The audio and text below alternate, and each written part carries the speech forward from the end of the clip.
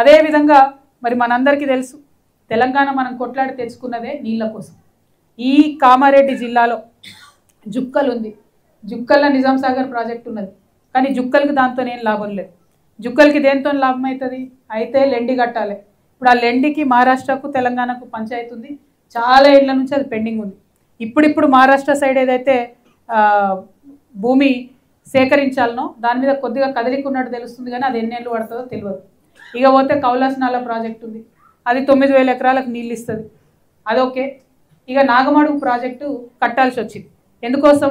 కాళేశ్వరంతో జిల్లాలో మిగతా అన్ని నియోజకవర్గాలు కవర్ చేస్తాం కాబట్టి, జుక్కల్కు కాళేశ్వరంతో లాభం ఉండదు కాబట్టి నాగమడుగు ప్రాజెక్టు కడతామని కట్టింది. నిన్న మేము పోయి సందర్శించినటువంటి మొదటి ప్రాజెక్ట్ అదే. మొత్తం కావాల్సింది 476 కోట్లు. ఇప్పటి వరకు బీఆర్ఎస్ ప్రభుత్వం కాంగ్రెస్ ప్రభుత్వం కలిపి ఇచ్చింది 64 కోట్లు. 200 ఎకరాలు సేకరించి ఆ ప్రాజెక్టు మొదలు పెట్టేది ఉండే. ఏం చేసిండ్రు? 12 ఎకరాలు సేకరించిండ్రు. ఆ సేకరించిన 12 ఎకరాలు మెగా కంపెనీకి ఇచ్చిండ్రు. నువ్వు ఈడ పంప్ హౌస్ కట్టు బాబు అని చెప్పిండ్రు. ఆయన తవ్వుతున్నాడు, కట్టుకుంటున్నాడు. అది కూడా బంద్ పెట్టిరు మధ్యలో 6 నెలలు. నిన్న జాగృతి కార్యక్రమం ఉందంటే మళ్ళీ ఊరికి వచ్చి ఇంజనీర్లు అందరూ వచ్చి అక్కడ నిలబడి దాన్ని ఏదో నడిపించే ప్రయత్నం చేసిండ్రు. ఇంతవరకు కూడా ల్యాండ్ అక్విజిషన్ కాలేదు. 476 crores 64 crores ఇచ్చిండ్రు. అంటే ఈ లెక్కన నాగమడుగు ప్రాజెక్టు ఫినిష్ అవ్వడానికి ఇంకా 10-12 ఏళ్ళు అవుతుంది తప్పితే జుక్కల ప్రజలకు మాత్రం నీళ్ళు వచ్చే పరిస్థితి లేదు. సో జుక్కల్లో ఉండేటటువంటి లక్ష్మీకాంతరావు గారిని నేను డిమాండ్ చేస్తూ ఉన్నా, పోయి కూర్చోండి, మీ ముఖ్యమంత్రి గారి దగ్గర పోయి కూర్చొని నాగమడుగు ప్రాజెక్ట్ అయ్యేటట్టు చూడండి. ఆ అయ్యేటటువంటి క్రమంలో అనేకమైన ఇబ్బందులు ఉన్నాయి. ఆ చుట్టుపక్కల 10 గ్రామాలు ఉన్నారు, వాళ్ళకు నీళ్ళు వస్తాయో రావో అనే అనుమానం ఉన్నది. ఎక్కడైతే ఆ వడ్డేపల్లిలో రిజర్వాయర్ కడుతున్నారో ఆ వడ్డేపల్లి రైతులకు ఇబ్బంది ఉన్నది. చాలా అంశాలు ఉన్నాయి. మళ్ళీ సపరేట్గా ఇరిగేషన్ మంత్రి గారికి కూడా నేను నాగమడుగు ప్రాజెక్ట్ కోసం కలుస్తాను, కానీ జుక్కల్ ఎమ్మెల్యే గారు ప్రత్యేక శ్రద్ధ పెట్టాలని చెప్పి నేను డిమాండ్ చేస్తూ ఉన్నాను.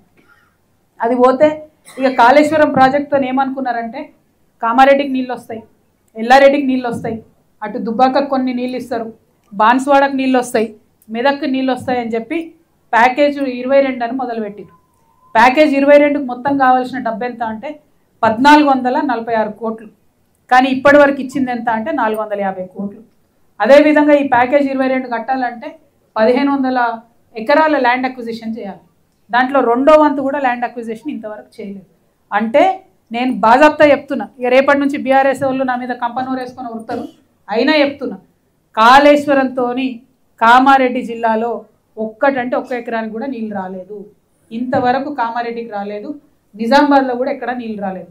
ఒకటే ఒక సీజన్కి ఏం చేసిర్రంటే హల్దీవాగు నుండి నీళ్లు తీసుకొచ్చి నిజాం సాగర్కి ఇచ్చిర్రు, ఒకటే ఒక సీజన్. ఆ తర్వాత 4 ఏళ్ళు నిండా వర్షాలు పడ్డాయి, దాని అవసరమే లేకుండా పోయింది. అంతే తప్పితే ఈ కాళేశ్వరం ప్రాజెక్టుతోని లాభం జరిగింది కామారెడ్డికి లేదు, నిజామాబాద్కి లేదు. ప్యాకేజ్ 21 నిజామాబాద్లో ఉంటుంది, 22 కామారెడ్డిలో ఉంటుంది. ఈ రెండింటికి మధ్యలో కొండం చెరువు అని ఒకటి ఉంటుంది.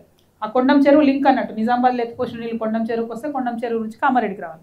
ఇప్పుడు ఈ కొండం చెరువు ఏం చేసిర్రు? ఒరిజినల్ కెపాసిటీ 3.5 TMC ఉండే, దాన్ని 0.8 TMC చేసిర్రు. అంటే అనుకున్న స్థాయిలో రావు. మరి కొండం చెరువు కెపాసిటీ 0.8 TMC చేసినప్పుడు ఇక్కడ ప్యాకేజ్ 22 1400 కోట్లు ఎందుకు ఉంటుంది? తగ్గాలి కదా? తగ్గదు అది మాత్రం, ఎందుకంటే కాంట్రాక్టర్లకు పైసలు పోవాలి కాబట్టి తగ్గదు. నేను తెలంగాణ ప్రజలకు తెలియజేసేది ఏంటంటే నిజామాబాద్ కామారెడ్డి రెండింటికి కూడా కాళేశ్వరంతో ఒక్క చుక్క నీళ్ళు రాలేదు. ఈ 2 ప్యాకేజీలలో కూడా ఇప్పటివరకు ఖర్చు చేసింది కాంట్రాక్టర్లకు పోయింది తప్పితే ప్రజలకైతే లాభం జరిగింది లేదు.